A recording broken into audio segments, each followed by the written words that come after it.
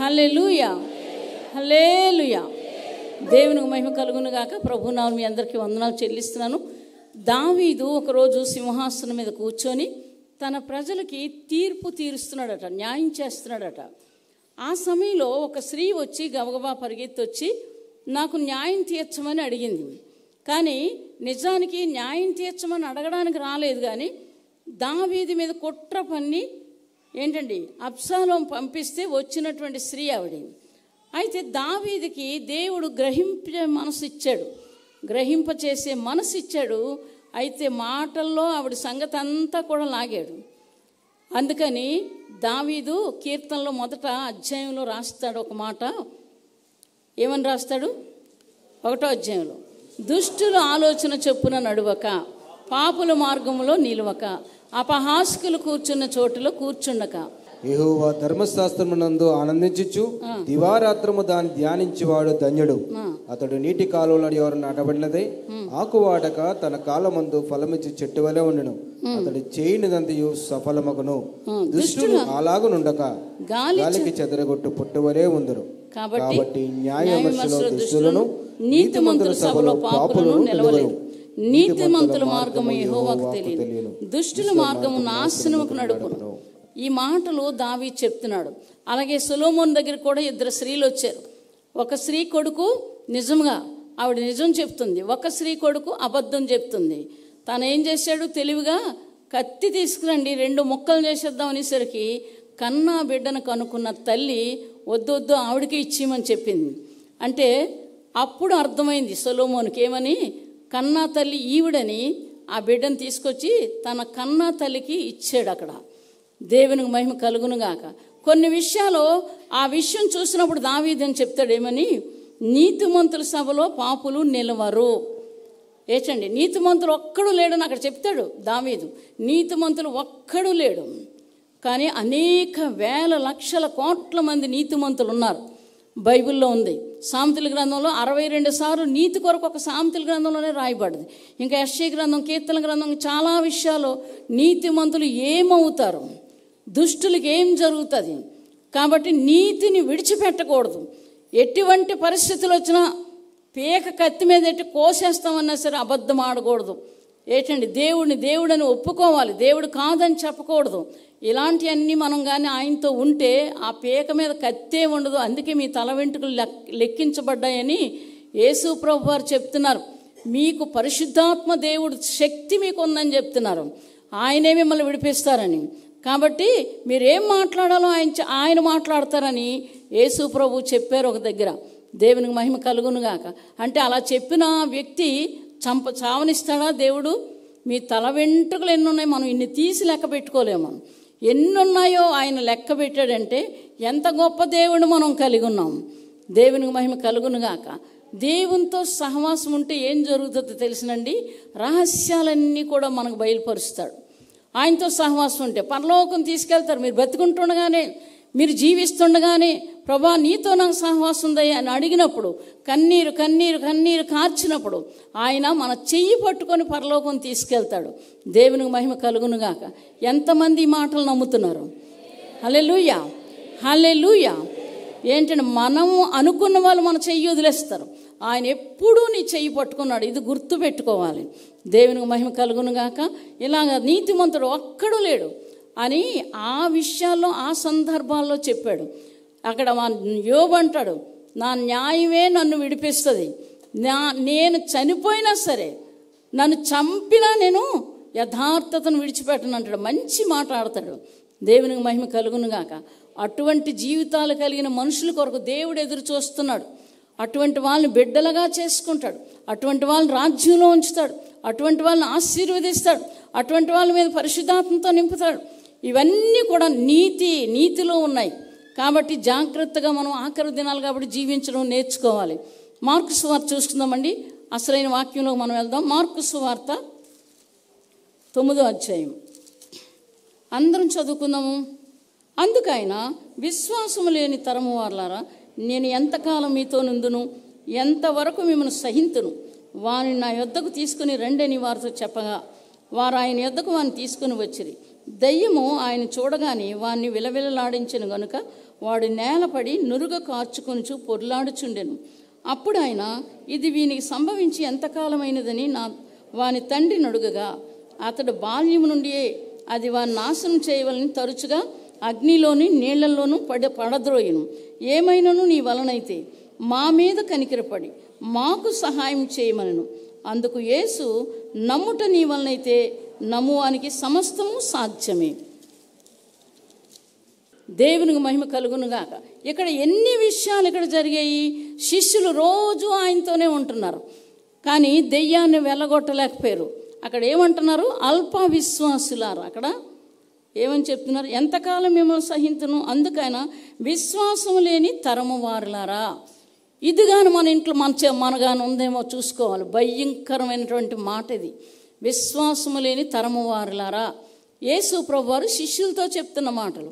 తర్వాత అడుగుతారు, మేము ఎందుకు వదిలలేకపోయామని.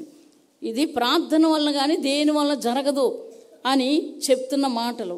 అందుకని ఇక్కడ చూస్తున్నాము 19వ అధ్యాయంలో, విశ్వాసం లేని తరం వల్ల నేను ఎంతకాలం మీతో నుందును, ఎంతవరకు మిమ్మల్ని సహింతును, వానిని నా యొద్దకు తీసుకుని రండని వానితో చెప్పగా అక్కడ మంచి మాటలు రాస్తున్నాడు. ఎక్కడికి వెళ్ళాడో, ఎంత తిరిగాడో మరి ఆ వ్యక్తి. ఆ దెయ్యం వదిలిపోలేదు, కానీ యేసు ప్రభు మాత్రము ఆ దెయ్యాన్ని వదిలించారు. అక్కడ ఏమని మంచి మాట్లాడతారు. 2వ వచనం, అది వానికి నాశనం చేయవలని తరచుగా అగ్నిలోని నీళ్ళలోనూ పడద్రోయను. ఏమైనను నీ వలనైతే మా మీద కనికరపడి మాకు సహాయం చేయమనను. అందుకు యేసు, నమ్ముట నీ వలనైతే నమ్మువానికి సమస్తము సాధ్యమే. ఆ మాట బాగా గ్రహించి అంటున్నాడు. ఒకవేళ నాకు అలాంటి దుష్టబుద్ధి వస్తుందేమో అని అతనితో ఏమని చెప్తున్నాడు? వెంటనే చిన్నవాని తండ్రి, నమ్ముచున్నాను, నాకు అపనమ్మకం ఉండకుండా సహాయం చేయమని బిగ్గరగా చెప్పాడట. ఇది ఎంతమందిలో ఈ మాటలు ఉన్నాయి. పనులు అయిపోతే, సహాయాలు పొందుకుంటే, కొంతకాలం అయిపోతే, అన్నీ తీరిపోతే ఇక దేవుడు అక్కర్లేదు, మనుషులు దేవుని వెంబడిస్తున్న మనుషులు అక్కర్లేదు, ఎవరూ అక్కర్లేదు. ఎందుకంటే వాళ్ళ పనులన్నీ అయిపోయాయి కాబట్టి ఇంకా దేవుడు అక్కర్లేదు, విశ్వాసం అక్కర్లేదు. అలాగే ఉన్నారు శిష్యులే ఉంటే మనం ఏమాత్రం. అందుకు ఈయన బాగా గ్రహించి నాకు అపనమ్మకం ఉండకుండా సహాయం చేయమని ఎంత కేకేశాడో తెలీదు. వెంటనే దెయ్యం వదిలిపోయింది. జీవితాలు అలాగుండాలి. ఏంటంటే ఏ దినమైతే మనం దేవుని దగ్గరికి వచ్చామో, ఏ పరిస్థితుల్లో మనం దేవుని దగ్గరికి వచ్చామో, ఏ బాధలతో వచ్చామో, ఏ ఇబ్బందులతో వచ్చామో, ఎటువంటి భయంకరమైన స్థితిలో మనం వచ్చామో అది ఎప్పుడూ మర్చిపోకూడదు. ఆ విశ్వాసాన్ని కూడా వదలకూడదు. నేను అలాగ ఉండకుండా నాకు సహాయం చేయమని కేకలేస్తున్నాడు అతను. అటువంటి జీవితం ఉండాలి. అపనమ్మకం అనేది ఉండకూడదు. యేసు ప్రభువు వారు చెప్తున్నారు, రమ్ముట నీ వలనైతే నమ్మువానికి సమస్తము సాధ్యమే. కాబట్టి ఈ విషయాన్ని గుర్తు చేసుకోవాలి. ఇర్మియా గ్రంథం చూసుకుందాము, 32వ అధ్యాయం 26-27 వచనాలు. అంతటి యెహోవాకు ఇర్మియాకు ప్రత్యక్షమై ఈలాగ సెలవిచ్చును, నేను యెహోవాను, సర్వశరీరులకు దేవుడును, నాకు అసాధ్యమైనది ఏదైనా ఉండునా. దేవునికి మహిమ కలుగునుగాక. ఏం చెప్తున్నారు? ఎటువంటి భయంకరమైన మనుషులైనా సరే, సర్వశరీరులకి నేను దేవుడిని, నాకు అసాధ్యమైనది ఏదైనా ఉండునా. ఎలాగా? ఈ చిన్నవాని తండ్రి ఎలాగైతే కేకలేసి అడిగాడో, నాకు అపనమ్మకం రాకుండా చెయ్యి అని, అంటే ఆ మాట నా జీవితాంతం అపనమ్మకం రాకుండా చెయ్యన్న మాటలాగా ఉంది అక్కడ. అటువంటి జీవితాలు ఉండాలి మన జీవితంలో. అందుకని ఇక్కడ దేవుడు సర్వశరీరులు నా వశంలో ఉన్నారు. యెహెజ్కేలు 18వ అధ్యాయం 4వ వచనం చూస్తే మనుషులందరూ నా వశంలో ఉన్నారు, ఏదైనా చేయగలడు. ఇంకా మరి చూస్తే 54లో దుష్టుల్ని కూడా ఆయనే చేశాడట. 54 చూసుకుందామా ఒకసారి? యెషయా గ్రంథం 54. మనం అనుకుంటాం ఈ మనుషులు ఏంటి ఇంత భయంకరులు, ఇలా చేస్తున్నారేంటి మన జీవితంలో. అది ఆయన తెలియకుండా లేదు, ఆయనకు అన్నీ తెలుసును. అది మనం తెలుసుకోవాల్సిన మాటలు. 54వ అధ్యాయం 24. ఆలకించుము, నిప్పులూది తన వృత్తికి తగినట్టుగా పనిముట్టు చేయి కుమ్మరిని సృజించేవాడును నేనే, నాశనం చేయుటకు పాడు చేయవాడిని సృజించేవాడును నేనే. నీకు విరోధంగా రూపబడిన ఏ ఆయుధమును వర్ధిల్లదు. న్యాయ విమర్శలో నీకు దోషారోపణ చేయు ప్రతి వాయునకు నీవు నేరస్థాపన చేయదువు. చాలు, దేవునికి మహిమ కలుగును గాక. ఇక్కడ ఏం చెప్తున్నారంటే, ఆలకించుము, నిప్పులూది తన వృత్తికి తగినట్లుగా పనిముట్టు చేయి కమ్మరిని సృజించిన వాడును నేనే, నాశనం చేయటే పాడు చేయవాడిని సృజించిన వాడు నేనే. అంటే 2 విషయాలు ఆయన చేయగలడు. కాబట్టి సమయం వచ్చినప్పుడు ఇది ఎవరు చేస్తారు, ఇది ఎలా జరుగుతుంది, ఇది అసాధ్యమే, మనుషులకు అసాధ్యమే, ఇది మన జీవితంలో ఇది జరగదు అని అల్ప విశ్వాసులు అలాగ అనుకుంటారు, ఇది జరగదు అని. కానీ దేవుడు చెప్తున్న మాటలు ఏంటంటున్నారు? నాకు అసాధ్యమైనది లేదు. నమ్మడం నేర్చుకోవాలి. దేవునికి మహిమ కలుగునుగాక. ఒక సహోదరి ఇలాగే అనారోగ్యంతో పడుకొని చాలా ఆ డాక్టర్ గారు అన్నారు, అమ్మ కొంచెం అలాగే ఎక్కువైపోయిన తర్వాత ఒకరోజు నువ్వు చనిపోతావమ్మా, కాబట్టి నువ్వు ఇంటికి వెళ్ళిపో, ఈ హాస్పిటల్లో ఎందుకు ఇన్ని రోజులు ఉంటావు నువ్వు, అనవసరం, వేస్ట్, డబ్బులు దండగా, అన్ని దండగా, నీకు ఇంత సేవ దండగా, ఇలాగా డాక్టర్ బోధించి అవిశ్వాసంలో తోసేసి ఇంటికి పంపించేశారు.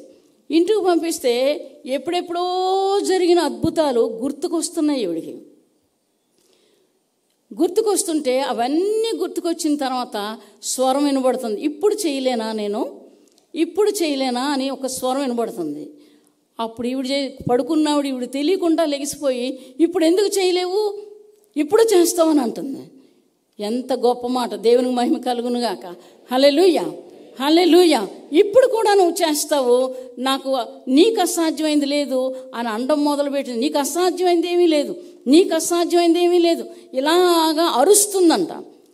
అరుస్తుంటే ఈ యొక్క మందులు వేసుకోవడం మర్చిపోయింది, ఇవన్నీ మర్చిపోయింది. కానీ ఆ దేవుని వైపు మనసు పెట్టి ఇదే మాటలు చెప్తూ అరుస్తూ సమస్యలు పడిపోయింది. తెలియలేదు. పడిపోయిన తర్వాత కలలో దేవుడు వచ్చి ఆమె రోగం ఎక్కడుందో అక్కడ చేయి పెట్టి ఆ జబ్బు తీసేశారు ఆయన. తీసేసిన తర్వాత ఆవిడ లేచేసరికి జబ్బు లేదు. దేవునికి మహిమ కలుగునుగాక. డాక్టర్ ఏం బోధించాడు? నువ్వు చచ్చిపోతావని. అలాగ ఒక 4 రోజులు ఉంది. 4 రోజులు ఉండాక అప్పుడు మళ్ళా హాస్పిటల్కి వెళ్తే, అరే ఇదేంటి ఇలాగా, ఏం జరిగింది, ఏం చేసావు, ఎక్కడికి వెళ్ళావు, ఇవన్నీ అడుగుతున్నారు. ఎక్కడికి వెళ్ళలేదు. యేసు ప్రభు వారికి సమస్తము సాధ్యం. ఈ మాట పట్టుకొని నేను అరుస్తున్నాను. దేవుడు నాకు సొమ్మసిల్లిపోయినట్లుగా చేశాడు. నిద్రలోకి వెళ్ళిపోయాను. అప్పుడు ఆయన నన్ను బాగు చేశాడు. ఇదిగో మీకు ఇప్పుడు తెలుస్తుంది, నన్ను బాగు చేశాడు. ఆయన కొరకు నేను సాక్షిగా బ్రతుకుతానని సాక్షిగా బ్రతికింది. దేవునికి మహిమ కలుగునుగాక. హల్లెలూయా. ఇక్కడే ఎంఈపీ కాలనీలో ఒక డాక్టర్ గారు ఉన్నారు. వాళ్ళు మరి హిందూ నుంచి కన్వర్ట్ అయ్యారు. తల్లి ముందు నమ్ముకుంది. ముగ్గురు ఆడపిల్లలు అయితే మిలిటరీలో 2 చేస్తున్నారు. ఒక కూతురు డాక్టర్ అమ్మ. అయ్యేసరికి ఆమెకి ఏమైందో మైండ్ చెదిరిపోయి ఏ పని చేస్తుందో తెలీదు. అయ్యేసరికి కాలు చేతులు రావు. తర్వాత ఏం మాట్లాడుతుందో తెలీదు. మ్యారేజ్ అయింది. ఆ భర్త ఏం చేశాడు, వదిలేసి పాపము వెళ్ళిపోయిన తర్వాత ఆ మనిషి అయితే ఒక్కోసారి గుర్తులోకి వచ్చి యేసు ప్రభువుకు ప్రార్థన చేయడం మొదలుపెట్టింది. అలాగ 5 సంవత్సరాలు అయిపోయింది. 5 సంవత్సరాలు అయిపోయింది, ఇంకా బాగవలేదు. అప్పుడు బాత్రూంలోకి వెళ్ళిపోయి నన్ను ఎందుకు బ్రతికించావు పైపు ఇప్పేసి ఒక స్నానం చేయలేదు, ఒక డబ్బా తీసుకొని నీళ్ళు పోసుకోలేదు. బలవంతాన ఆ బాత్రూంలోకి ఎవరో తీసుకెళ్ళాలి, స్నానం చేయాలి, మళ్ళీ పడుకోబెట్టాలి, తినిపించాలంటే అన్నం తినిపించాలి, మళ్ళీ పడుకోబెట్టాలి. అయితే ఇవన్నీ జరుగుతుంటే కోపం వచ్చి నన్ను చంపేస్తావో ఏం చేస్తావో నేనే చేస్తాను పనులని బాత్రూమ్కి వెళ్ళిపోయి ఆ యొక్క నీళ్ళు ఇప్పేసుకొని ఆ డొక్కుతో మెల్లిగా పోసుకుంటుంది. స్నానం చేసేసరికి దబ్బును పడిపోయే పైపు తగిలిసి బ్లడ్ వచ్చేస్తుంది. అలాగే ఆ యొక్క తలకి ఆ తువ్వాలు చుట్టుకొని మంచం మీద కూర్చుంది. తనకు తెలీదు, కానీ బ్లడ్ వస్తుందని తెలియదు. ఈలోగా వాళ్ళ అమ్మగారు చూసారు. ఏంటమ్మా ఇలాగ అయిందంటే, ఏమో ఇలాగ అయ్యిందని అంటుంది. అయిన తర్వాత బాత్రూమ్ కదా వెళ్ళొచ్చు, బాత్రూంలో ఏమైంది అంటే పైపుకి ఆ తల తగిలింది అన్నారు. వెంటనే హాస్పిటల్ తీసుకెళ్ళి కుట్లు వేసి తీసుకొచ్చారు. మొత్తం కాలు చేతులు అన్నీ బాగుపడిపోయండి. దేవునికి మహిమ కలుగునుగాక. ఇప్పుడున్నారు ఆవిడ. ఇప్పుడు ఏం చేస్తుంది, ఎక్కడైతే భయంకరమైన స్థలాల్లో ఉంటాయో, మిలిటరీలో అత్యవసరమైనటువంటి పరిస్థితుల్లో ఏంటంటే యుద్ధం జరుగుతున్నటువంటి సమయాల్లో అనేకులు చచ్చిపోతే ఇంకా ప్రాణాలు పోతున్నాయి అన్న సమయంలో ఈవిడ వెళ్ళి సువార్త చేస్తుంది. అక్కడ డాక్టర్గా పనిచేస్తుంది, ట్రీట్మెంట్ ఇస్తుంది. తర్వాత సువార్త చేసి అనేకుల రక్షణలో నడిపించింది. దేవునికి మహిమ కలుగునుగాక. దేవునికి అసాధ్యమైన ఏదైనా ఉందా? ఇదే కాదు, అనేకమైన విషయాల్లో దేవుడు సహాయం చేస్తాడు. అందుకే నమ్ముట నీ వలనైతే నమ్మువానికి సమస్తము సాధ్యము. దేవునికి మహిమ కలుగునుగాక. మత్తయి సువార్త చూసుకుందామండి. 14వ అధ్యాయం 28 నుంచి 33 వచనాలు. పేతురు, ప్రభువా నీవే అయితే నీళ్ళ మీద నడిచి నీ యొద్దకు వచ్చుటకు నాకు సెలవిమ్మని ఆయనతో అనెను. అందుకు ఆయన రమ్మనగానే పేతురు దోణి దిగి యేసు వద్దకు వెళ్ళుటకు నీళ్ళ మీద నడిచిన గాలిని చూచి భయపడి మునిగిపోసాగి ప్రభువా నన్ను రక్షించమని కేకలు వేశాను. వెంటనే యేసు చెయ్యి చాపి అతను పట్టుకొని, అల్ప విశ్వాసి, ఎందుకు సందేశించితివని అతనితో చెప్పెను. వారు దోణి ఎక్కినప్పుడు గాలి అణిగెను. అంతట దోణిలో ఉన్నవారు వచ్చి నీవు నిజముగా దేవుని కుమారుడు అని చెప్పి ఆయనను మ్రొక్కిరి. దేవునికి మహిమ కలుగునుగాక. అక్కడ పేతురు చెప్తున్నాడు, నీవే అయితే అంటే అక్కడ ఏమవుతుంది, నీవే అయితే పేతురు, ప్రభువా నీవే అయితే నీళ్ళ మీద నడిచి నీ యొద్దకు వచ్చుటకు నాకు సెలవిమ్మని ఆయనతో అనెను. ఆయన రమ్మనగానే పేతురు దోణి దిగి యేసునొద్దకు వెళ్ళుటకు నీళ్ళ మీద నడిచిన. కానీ మన జీవితాల్లో రోగాలు, దెయ్యాలు, అబద్ధాలు, ఉద్యోగాలు లేకపోవడం, పిల్లలు ఫెయిల్ అయిపోవడం, ఏంటంటే అనేక విధాలుగా ఏమవుతుంది, గాలి ఏంటండి, ఇటువంటి గాలి మన మీదకి వచ్చినప్పుడు పరిస్థితుల వైపు చూడడం మనం మొదలు పెడతాం. యేసు ప్రభు వారు ఎదురుగా ఉన్నారు, రమ్మని చెప్తున్నారు, ఆయన మాట ఇచ్చారు కానీ ఆయన వైపు చూడకుండా ఏం చేశారు, గాలి రాగానే ఒక్కసారి అటు చూశాడు, మునిగిపోతున్నాడు, భయపడిపోయాడు, మునిగిపోయాడు. మన జీవితాల్లో ఇటువంటి పరిస్థితులు అనేకమైనవి ఉంటాయి, అందరికీ ఉంటాయి. స్టార్టింగే ఆదామావలు మోసపుస్తే భయపడకుడి అని చెప్పిన దేవుడు వాగ్దానం ఇచ్చాడు. దేవునికి మహిమ కలుగునుగాక. అలాగే చూస్తున్నాం, నీటి మీద వెళ్ళి శిష్యులకి ఏం చెప్తున్నాడు, భయపడకుడి అని వాగ్దానం ఇచ్చాడు దేవుడు. దేవునికి మహిమ కలుగునుగాక. హల్లెలూయా. కాబట్టి ఈ గాలి, ఈ పరిస్థితులు ఏంటంటే భయంకరమైన పరిస్థితుల వైపు మనం చూస్తాం, కానీ ఇటువైపు చూడకూడదు, అటువైపు చూడాలి మనం అని మనం తీర్మానం చేసుకొని అటు చూడడం మొదలు పెట్టాలి. అప్పుడు ఆయన నీ చెయ్యి పట్టుకుంటాడు. ఇక్కడ ఏం చెప్తున్నాడు, అక్కడ ఏం చెప్పాడు, మునిగిపోసా ప్రభువా నన్ను రక్షించమని కేకలు వేశాడట. అప్పుడు ఎప్పుడు భయపడి కొట్టుకుపోతున్నప్పుడు కేకలు వేశాడు. అప్పుడు వెంటనే యేసు చెయ్యి చాపి అతను పట్టుకొని, అల్ప విశ్వాసి ఎందుకు సందేహపడితివి అతనితో చెప్పెను. వారు ధోని ఎక్కినప్పుడు గాలి అణిగెను. అంతటా ధోనిలోనున్న వారు వచ్చి నీవు నిజముగా దేవుని కుమారుడు అని చెప్పి ఆయనను మ్రొక్కిరి. గాలి అణిగిపోతుంది ఎప్పుడైనా సరే. బైబిల్లో యేసు ప్రభువు వారు చెప్తున్నారు, మేము నీటి మీద ప్రార్థన చేస్తాం. అనేకులు బాటిల్స్ తెచ్చుకుంటారు. ఆ బాటిల్స్, వాటర్ బాటిల్ తీసుకొచ్చినప్పుడు మేము ఏదైనా పెట్టేసాం అంటారని మేము ఎప్పుడు అమ్మడం ఇలాంటివి మేము చెయ్యం. ఈ వాటర్ అమ్మడం, ఆయిల్ అమ్మడం ఇలాంటివి చెయ్యం. వాళ్ళు తెస్తే నేను వాటి మీద ప్రార్థన చేస్తాను, నిజంగా దేవుడు కార్యం చేస్తాడు. ఏం చేస్తానంటే అక్కడ దేవుని వాక్యం అక్కడ పెడతాను. ఎక్కడ జలములపై ఆత్మ అల్లాడుచుండెను అంటే ఇప్పుడు ఇక్కడ ప్రార్థన చేస్తున్నాను, మీ ఆత్మని ఇక్కడ ఉంచండి అని చెప్తాను. తర్వాత జలములపై వెళ్ళి గాలిని గద్దించెను అంటే ఈ సమస్య, భయంకరమైన సమస్య ఉంది, ఈ సమస్యను తీసివే ప్రభువా, ఆ గాలిని గద్దించినట్లుగా ఈ సమస్యను గద్దించు అని చెప్తాను. తర్వాత నీటిని ద్రాక్షారసంగా చేసినట్లుగా వారి జీవితాలు చెయ్యి అని ప్రార్థన చేస్తాను. వాక్యం ఎత్తిపెట్టి ప్రార్థన చేస్తాను.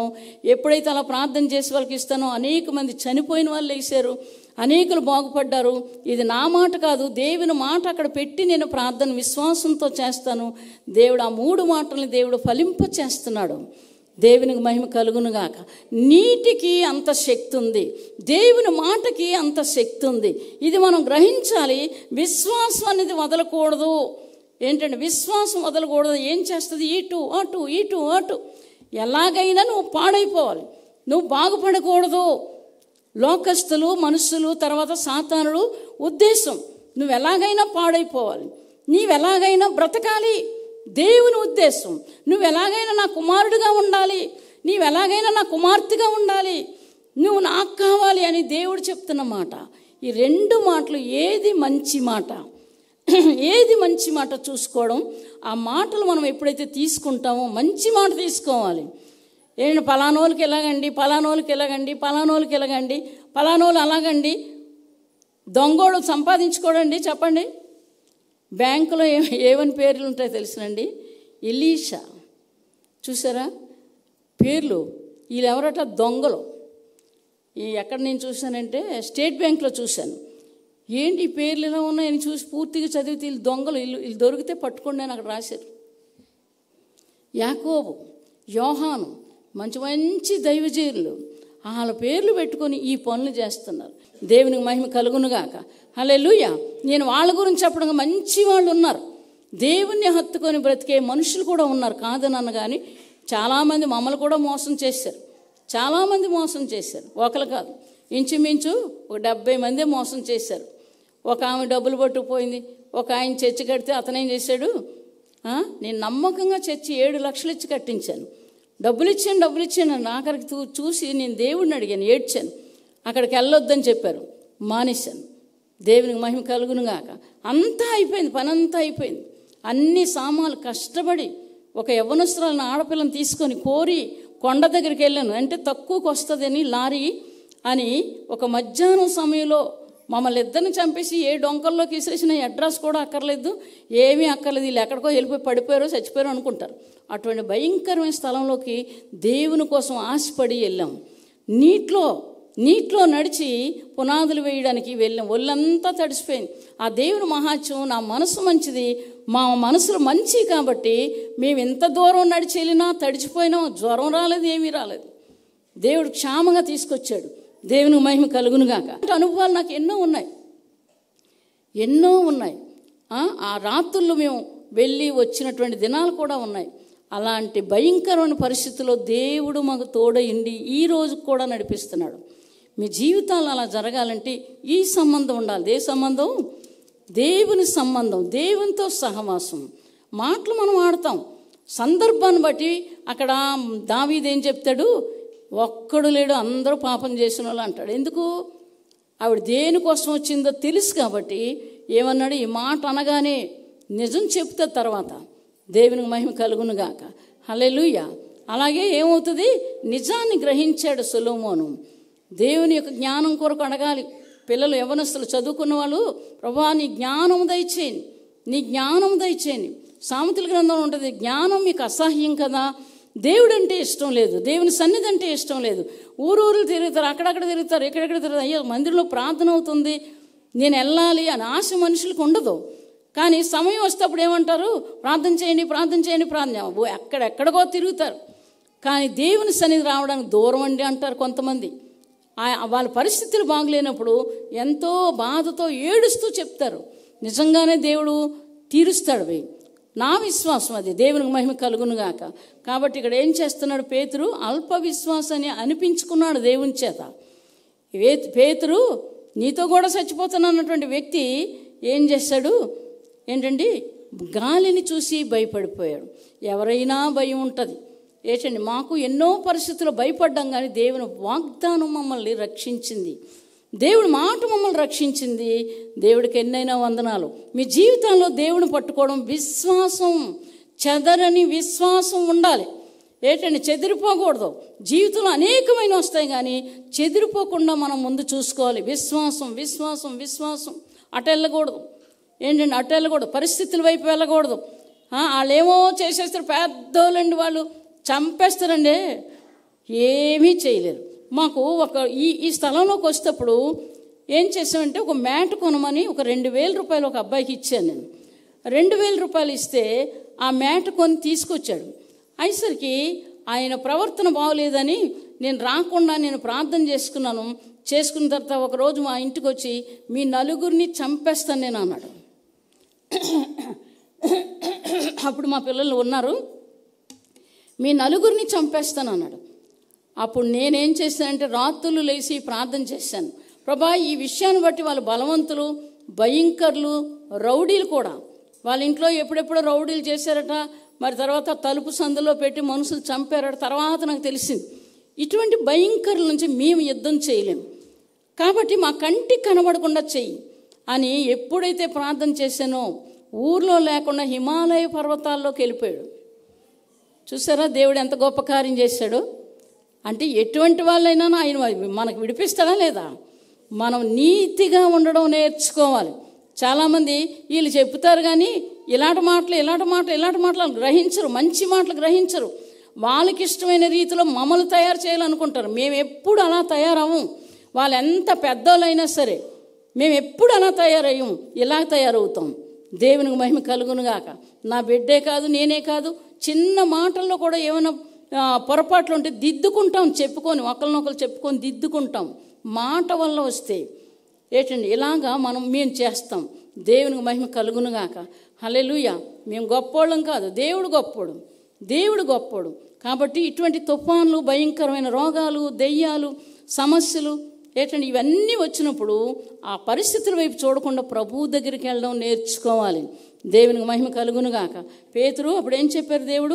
దేవుడు మంచోడు కాబట్టే పేతుర్ని చెయ్యి చాపాడు. చూసారా, గాలిని చూసి భయపడిపోయాడు, విశ్వాసాన్ని వదిలేశాడు అనేసి దేవుడు ఏం చేశాడు? ఎప్పుడైతే రక్షించని కేకలు వేశాడో, మనకు భయం వేసినప్పుడు మరీ ఎక్కువగా దేవుని దగ్గరికి వెళ్ళడం నేర్చుకోవాలి. దేవునికి మహిమ కలుగునుగాక. ఎప్పుడైతే మనం అలాగ వెళ్తామో, యేసు ప్రభు వారిని చెయ్యి పట్టుకుంటారు. మీ చెయ్యి పట్టుకుంటారు. ఎంతమందికి ఉన్నాయో ఈ అనుభవాలు నాకు తెలియదు, కానీ మీ సమస్య తీరిపోయినప్పుడు మీకేమనిపిస్తుంది? ప్రార్థన చేస్తే తీరిపోయింది అనుకోండి, నీ చెయ్యి పట్టుకున్నాడన్న సంగతి మీకు తెలియదు. మీ చెయ్యి పట్టుకున్నాడని తెలియలేదు. ఎందుకు? సమస్య తీరిపోయింది. సమస్య ఎలా తీరిపోతుంది? 2-3 కూర్చుంటే వారి మధ్యలో నేను ఉంటానని చెప్పిన దేవుడు నీ సమస్య తీర్చని నీ చెయ్యి పట్టుకున్నాడు ఆయన. దేవునికి మహిమ కలుగునుగాక. ఒక సాక్ష్యం చెప్పాలి. పోయిన శనివారం నుంచి మా రాణి చాలా సీరియస్ అయిపోయింది. మోషన్స్ అయిపోయింది, కడుపు నొప్పి, విపరీతంగా కడుపు నొప్పి, నీరసం అయిపోయింది. కానీ సోమవారం నుంచి మరి ఇక్కడ ఆరాధన నడిపించాలి. ఆ సమయానికి వచ్చేది మళ్ళీ ఇంట్లోకి వెళ్తే మళ్ళీ రోజు 3-4 విరోచనాలు అయిపోయాయి. మోషన్స్ అయిపోతున్నాయి, తగ్గలేదు, మందులు వేసుకున్నా తగ్గలేదు. ఒక రాత్రి నేనేం చేశానంటే, ఒక రాత్రి ఒక విషయం కొరకు అలాగ అడిగానంటే దేవుడు తప్పకుండా చేస్తారు. ఎంత గొప్ప దేవుడు ఆయన. అయ్యేసరికి అదే విషయం, ప్రభా స్వస్థపరచు, నువ్వు వాగ్దానం ఇచ్చావు కదా, అనేకమైన వాగ్దానాలు నా బిడ్డల కొరకు నువ్వు ఇచ్చావు, ఆ పరిస్థితులు బాగులేనప్పుడు అదే వాగ్దానం నేను ఇప్పుడు అడుగుతున్నానని ప్రార్థన చేస్తే తన కడుపులోకి వెళ్ళి మోకాళ్ళ మీద ఉండి తెల్లని వస్త్రాలండి, ఒక వస్త్రంతో ఆయన కడుపు ఒత్తుతున్నారు. రేపు తగ్గిపోతుంది అన్నారు. దేవునికి మహిమ కలుగునుగాక. అలాగే తగ్గిపోయిందండి. 9 రోజులు బాగాలేదు. ఎంత గొప్ప దేవుని కలిగి ఉన్నాం. దేవునికి మహిమ కలుగునుగాక. వేసుకుంటుంది, ట్యాబ్లెట్లు వేసుకుంటుంది, అయినా తగ్గలేదు. పెద్ద పెద్ద మోషన్స్, కడుపు నొప్పి విపరీతం. ఏమవుతుందమ్మా అంటుంది. మేము కూడా అలాగే అనుకున్నాం. కానీ దేవుడు గొప్ప దేవుని కలిగి ఉన్నామండి. అంత గొప్ప దేవుడు. దేవుడి సాక్ష్యం చెప్పాలని అనుకొని మర్చిపోయాను నేను. దేవుడు అలా స్వస్థపరిచినందుకు ఆయనకి ఎన్నైనా వందనాలు చెల్లిస్తున్నాను. ఇంకో మాట చూసుకుందామండి. మార్కు సువార్త, మత్తయి సువార్త 17వ అధ్యాయం. ఇక్కడ మంచి మాట ఆయన చెప్తున్నారు. మత్తయి సువార్త 17వ అధ్యాయం 20-21 వచనం. అందుకు ఆయన, మీ అల్ప విశ్వాసం చేతనే మీకు ఆవగింజంత విశ్వాసం ఉండని యెడల ఈ కొండను చూచి ఇక్కడ నుండి అక్కడ పొమ్మను కానీ అది పోవును. మీకు అసాధ్యమైనది ఏది ఉండదని నిశ్చయంగా మీతో చెప్తున్నానని వారితో అనెను. దేవునికి మహిమ కలుగునుగా. ఎవరి గురించి చెప్తున్నారు? ఇక్కడ ఒక దగ్గరే రాయబడ్డది, మీకు అసాధ్యమైనది ఏది లేదని. అల్ప విశ్వాసులారా, ఆవగింజంత విశ్వాసం ఉంటే మీకు అసాధ్యమైనది ఏది లేదు ఉండదని నిశ్చయంగా మీతో చెప్తున్నానని ఎవరు చెప్తున్నారు? ఎవరు? పేతురు, యోహాన్ల, మనుషుల? దేవుడే, సాక్షాత్తు దేవుడు చెప్తున్న మాటలు. ఈ మాటలు నమ్మడం నేర్చుకోవాలి. మీకు అసాధ్యమైనది ఏది ఉండదు, నమ్మడం నేర్చుకోవాలి. నమ్మకుండా ఏం చేస్తారు? ఏది పరిస్థితులను చూస్తారు, లేకపోతే కొంతమంది డబ్బులు చూస్తారు, ఇదే దేవుడు అనుకుంటారు, లేకపోతే ఆస్తులు చూస్తారు, ఇదే దేవుడు అనుకుంటారు, మనుషులు చూస్తారు, ఇదే దేవుడు అనుకుంటారు. ఇలాగ లోకాన్ని వెతుక్కుంటారు, దేవుడిని వదిలేస్తారు, ఆఖరికి అలాగ దిగజారిపోతారు. కాబట్టి అటువంటి భయంకరమైన జీవితాలు మనలో ఉండకుండా చూసుకోవాలి. న్యాయంగా ఉండడం, యథార్థంగా ఉండడం చూసుకోవాలి. నిర్దోషులుగా బ్రతకడం నేర్చుకోవాలి. ఏది మనం మాట్లాడుతానో ఆ మాట మనం జరిగించుకోవడం నేర్చుకోవాలి. మరి ముఖ్యంగా దేవుని వాక్యము ఏం చెప్తుందో అది చేయడమే నేర్చుకోవాలి. ఇంకొకటి చేస్తామంటే మాత్రం అది మీ ఇష్టం. వాక్యం నాకు అవతలకి వెళ్ళకూడదు. కాబట్టి వాక్యంలో నేను ఉన్నానా లేదా, ఆ పని చేస్తున్నాను లేదా చూసుకోవాలి. అలాగ జీవించడం నేర్చుకోవాలి. మీకు అసాధ్యమైనది ఏదీ లేదని ఇక్కడ దేవుడు చెప్తున్న మాటలు. ఇంకో మాట చూసుకుందాం. మార్కు సువార్త 9వ అధ్యాయం 13-14 వచనాలు చదువుతాను. అంతటా యెహోవా అబ్రహాముతో, వృద్ధురాలనైన నేను నిశ్చయంగా ప్రసవించదనని శారా నవ్వనేలా, యెహోవాకు అసాధ్యమైనది ఏదైనా ఉన్నదా? మీదటికి ఈ కాలమున నిర్ణయ కాలమందు నీ యొద్దకు తిరిగి వచ్చేదను. అప్పుడు శారాకు కుమారుడు కలుగున నేను. శారా భయపడి నేను నవ్వలేదనెను చెప్పగా ఆయన, అవును నీవు నవ్వితివి అనెను. దేవుడు చెప్తున్న మాటలు. 99 సంవత్సరాల వయసులో దేవుడు అబ్రహాంతో మాట్లాడాడు.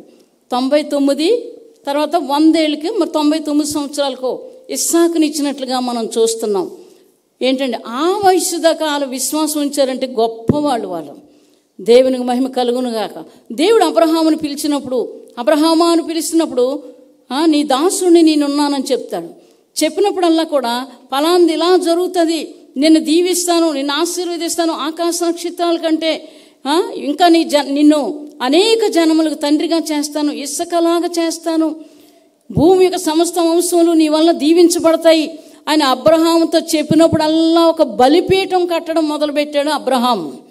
అనేక స్థలాల్లో మందిరాలు కట్టబడడం అబ్రహాం చేశాడు. దేవునికి మహిమ కలుగునుగాక. హల్లెలూయా, హల్లెలూయా. బలిపీఠాలు కట్టడం మొదలుపెట్టాడు. అందుకు అబ్రహాముని ఏం చెప్తున్నాడు? ఇటువంటి పనులు చేయడాన్ని ప్రపంచంలో ఏంటండి అక్కడ భూమి యొక్క సమస్త వంశములు నీ వలన దీవించబడతాయి, రాజులు నీ వలన పుడతారు, నీలో నుంచి రాజులు వస్తారు అని ఇలాంటి గొప్ప గొప్ప వాగ్దానాలతో అబ్రహాము నిలబట్టి కొడుకునిచ్చినటువంటి దేవుడు తిరిగి నాకు ఇచ్చే అంటాడు. దేవుడు తిరిగి నాకు ఇచ్చేయమని అని చెప్తాడు. అయితే అబ్రహాం ఏం చేశాడు? ఒక్క కొడుకుని ఇస్తే ఇదేంటి పని, నేనివ్వను అలాగ అనలేదు. పెద్ద పెద్ద అడుగుతున్నావు కాబట్టి నేను అలా చేయను అనలేదు దేవుడు. చాలామంది అలాంటి మనుషులు ఉన్నారు. దేవుడు చెప్పిన మాట వినరు, దేవుడి మాటకు లోబడరు, దేవుని చిత్తం చెయ్యరు, దేవుని వాక్యానికి లోబడరు. కాబట్టి వారి జీవితాల్లో మంచి అనేది చూడలేరు. వాళ్ళు ఏదో చేస్తున్నాం, చదువుకున్నాం, ఉద్యోగం వచ్చింది, దాన్ని పెంచుకుందాం అనుకుని అటువైపు చూస్తారు. కొంతకాలానికి అది లేకుండా పోతుంది. కాబట్టి అలాగ ఉండకూడదు. అబ్రహాముకి విశ్వాసం ఉంచాడు, కొడుకునిచ్చాడు. ఇచ్చిన కొడుకుని తిరిగి నాకు ఇచ్చేయి అన్నప్పుడు ఎవ్వరికి ఏమీ చెప్పలేదు, ఒక్కరికి చెప్పలేదు, ఆ శారాకు కూడా చెప్పలేదు. తిరిగి మోరియా పర్వతం మీదకి వెళ్ళి కొడుకుని ఎప్పుడైతే కట్ల మీద పెట్టాడో, కత్తి ఎత్తినప్పుడు ఇచ్చేసిన దేవుడు, అబ్రహామా ఆగు నువ్వు ఆ పని చేయక అని చెప్పి కత్తి దించేయమని దేవుడు చెప్పాడు. ఇవ్వగలడు, తీసుకోగలడు. ఏం చేశాడు? ఇచ్చిన దేవుడు అబ్రహాము శోధించాడట. అబ్రహాముని 22లో ఉంటుంది, ఆదికాండం 22లో శోధించాట. ఆ శోధనలో అబ్రహాము నిలబడ్డాడు. దేవుడు ఏం చెప్తున్నాడో అది జరిగించుకోవడం నేర్చుకోవాలి. సంవత్సరాలు అయిపోయినాయి, నువ్వు ముసల్దానం అయిపోయాడు, నేను లేపలేడా దేవుడు? వయసుని ఇవ్వలేడా? ఎంతమంది అది నమ్ముతున్నారు చెప్పండి? దేవునికి మహిమ కలుగునుగా. ఒక మాట చూసుకుందాం ఈ విషయం. యోబు గ్రంథం. నిజంగా ఇస్తాడు దేవుడు. నమ్మితే దేవుని మహిమను చూస్తావు. 23వ వచనం చదువుతాను. నరులకు యుక్తమైంది ఏదో దానిని వారికి తెలియచేయుటకు వేలాది దూతల్లో గనుడుగా ఒకని వానికి మధ్యవర్తి అయి ఉండిన ఎడల దేవుడు వాని యందు కరుణ చూపి పాతాళములోనికి దిగి వెళ్లకుండా వానిని విడిపింపును. ప్రాయశ్చిత్తము నాకు దొరికినని సెలవిచ్చాను. అప్పుడు వాని మాంసము బాలురు మాంసము కన్నా ఆరోగ్యముగా నుండును. వానికి తన చిన్ననాటి స్థితి తిరిగి కలుగును. వాడు దేవుని బతిమాలుకొని ఎడల ఆయన వాన్ని కటాక్షించును. కావున వాడు ఆయన ముఖము చూచి సంతోషించును. ఇలాగను నిర్దోషత్వమును ఆయన నరునికి దయచేయును. యోబు జీవితంలో చూస్తే కుళ్ళిపోయి కృషించిపోయి రక్తాలు చీములు కారుతూ పురుగులు పడుతున్నటువంటి ఆ దేహాన్ని తిరిగి చక్కటి దేహాన్ని దేవుడిచ్చాడు. నమ్మడం నేర్చుకోవాలి. ఇక్కడ ఈ మాట ఉంది కాబట్టి ఇది నా జీవితంలో జరుగుతుంది, ఇది నీ మాట అనడం నేర్చుకోవాలి. నేను ఈ మాటను నమ్ముతున్నానని నేర్చుకోవాలి. ప్రార్థన చేయాలి, కన్నీటితో ప్రార్థన చేసి ఇప్పుడు జరిగించు అని అడగడం నేర్చుకోవాలి. అమ్మ నేను ఇంకా ఏమైపోయింది, ముసలితనం వచ్చేసింది, ఇంక నేనేం చేయలేను, ముసలోడిని అయిపోయి నేనేం చేయలేను.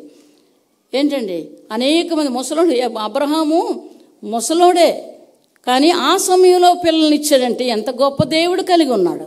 దేవునికి మహిమ కలుగునుగాక. జీవితంలో విశ్వాసం అనేది చెదిరిపోకుండా చూసుకోవాలి. నమ్ముట నీ వల్ల అయితే నమ్మువానికి సమస్తము సాధ్యము, మీకు అసాధ్యమైంది ఏదీ లేదు. ఇక్కడ దేవుడు చెప్తున్న మాటలు ఇవన్నీ కూడా నేర్చుకొని వ్యక్తిగతంగా ఏం చేయాలండి? ఇవన్నీ కూడా అంగీకరించి అవి మీరు చేయడం మొదలు పెట్టాలి. ఆ ప్రార్థన చేయడం, ఆ విశ్వాసం ఉంచడం. ఇక్కడ వాక్యం ఉంది.